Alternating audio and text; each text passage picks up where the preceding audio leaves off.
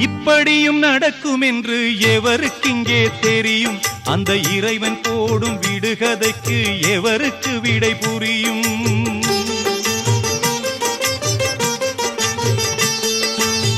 இப்படியும் நடக்கும் என்று எவருக்கிங்கே தெரியும்? அந்த இறைவன் போடும் விடுகதைக்கு எவருக்கு விடை புரியும்? இது யார் செய்த பாவம்? பதில் யார் சொல்லக்கூடும்?